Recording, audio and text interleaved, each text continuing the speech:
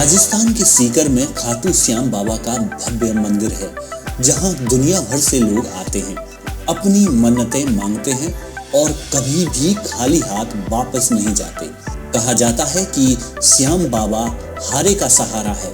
कोई भी परेशानी हो, इस मंदिर में आने वाला कोई भी भक्त निराश नहीं जाता।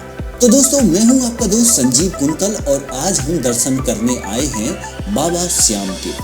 खाटू श्याम बाबा के फाल्गुन मेले को देखते हुए भक्त श्याम बाबा के दर्शन आसानी से करें, इसके लिए नियमों में भी काफी बदलाव किए गए हैं। वो नियम और बदलाव क्या हैं और कैसे आप बाबा के दर्शन बड़े ही आसानी से कर पाएंगे, उनके बारे में भी हम विस्तार से जानेंगे। तो इस वीडियो को अंत तक जरूर देखिएगा दोस्तों।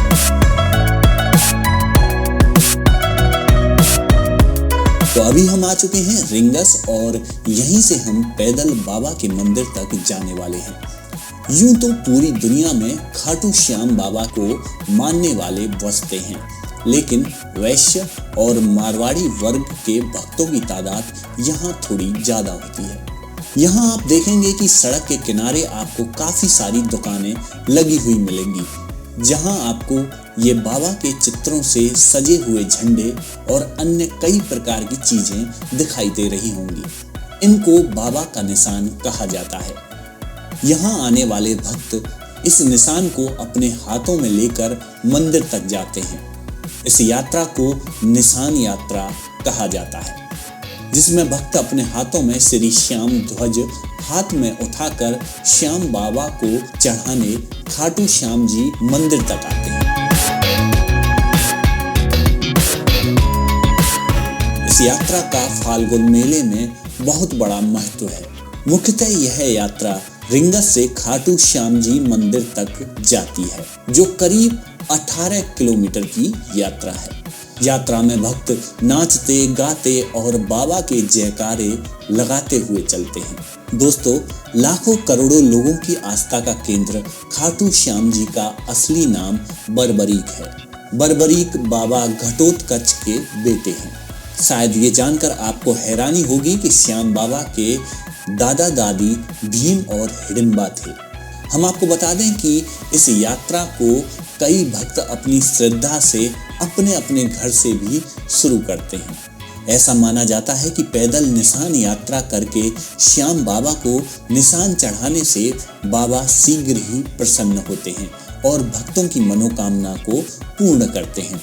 अब आप सोच रहे होंगे कि श्याम बाबा को निशान क्यों चढ़ाते हैं, तो इसका जवाब है कि सनातन संस्कृति में ध्वज को विजय का प्रतीक माना जाता है और श्याम बाबा ने धर्म की जीत के लिए दान में अपना शीश ही भगवान श्री कृष्ण को दे दिया था।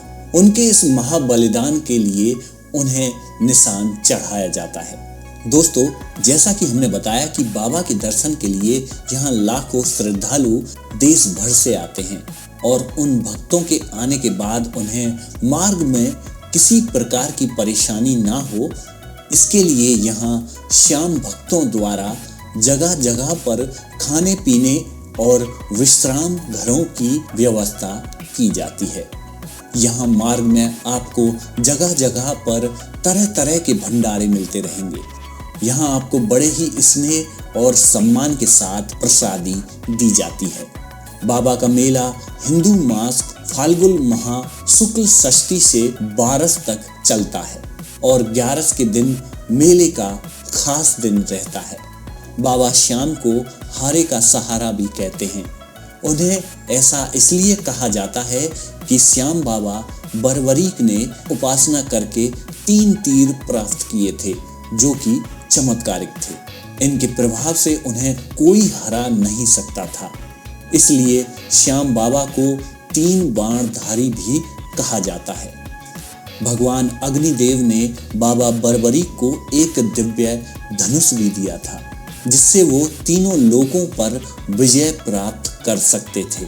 जब उन्हें महाभारत युद्ध के बारे में सूचना मिली तो वो युद्ध में भाग लेने के लिए जाने लगे, लेकिन उनकी माँ ने उनसे ये वचन ले लिया कि जो हार रहा होगा तुम उसका साथ देना। और तभी से श्याम बाबा हारे का सहारा कहलाए।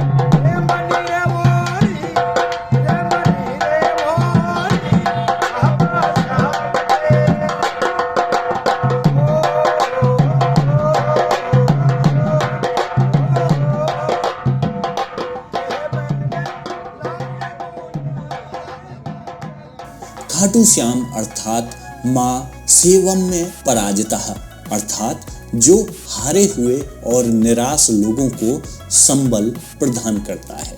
जब ये बात कौरवों को पता चली तो कौरवों ने पहले से ही योजना बना ली थी कि पहले दिन ही वो कम सेना के साथ लड़ेंगे और हारने लगेंगे। ऐसे में बर्बरीक उनकी तरफ से युद्ध कर पांडवों की सेना का नाश कर देंगे। श्री कृष्ण को ये बात पता चली तो उन्होंने ब्राह्मण भेष में बर्बरीक से एक दान देने का वचन मांगा। बर्बरीक ने दान देने का वचन दे दिया। इसके बाद उन्होंने दान में बर्बरीक का शीश मांग लिया। बाबा बर्बरीक ने ब्राह्मण बने श्री कृष्ण से प्रार्थना की कि वो दिए गए वचन अनुसार अपने शीश का दान अवश्य करेंगे, लेकिन पहले उन्हें अपना वास्तविक रूप दिखाना होगा। साथ ही उन्होंने कहा कि हे देव, मैं आपको शीश दे दूंगा, लेकिन मेरी इच्छा महाभारत युद्ध अपनी आंखों से देखने की है। श्री कृष्ण ने भी बर्बरीक को वचन दिया और उनके सिर को देवियों से मिले अमृत से सींचकर युद्ध भूमि के पास एक पहाड़ी पर रख दिया, जहां से बर्बरीक युद्ध का दृश्य देख सकें। युद्ध समाप्ति के बाद जब पांडव विजय श्री का श्रेय लेने के लिए वाद विवाद कर रहे थे, तब श्री कृष्ण ने कहा कि इसका निर्णय तो बर्बरीक का शीश ही कर सकता है। तब बर्बरीक ने पांडवों से कहा कि युद्ध में तो मैंने श्री कृष्ण का ही सुदर्शन चलते हुए देखा। पांडव ये सब सुनकर आश्चर्यचकित हो गए थे। तो दोस्तों, अभी हम बाबा श्याम के मंदिर की सीमा में प्रवेश करने वाले हैं और सामने आपको एक बड़ा सा द्वार नजर आ रहा है। उस द्वार को कहते हैं तोरण द्वार और यहाँ से बाबा का धाम करीबन 1 किलोमीटर रह जाता है। कहा जाता है कि जो इस तोरण द्वार से होकर गुजरता है वो बाबा की कृपा का पूर्ण पात्र बन जाता है। तोरण द्वार का मतलब होता है तर जाना, यानी कि एक बार आप इस द्वार से निकल जाएंगे तो आपका जीवन सफल हो जाएगा। यहाँ पहुंचकर आप बाबा का सुमिरन करें और उन्हें प्रणाम करें। इसके बाद आप बाबा के धाम की ओर प्रस्थान करें।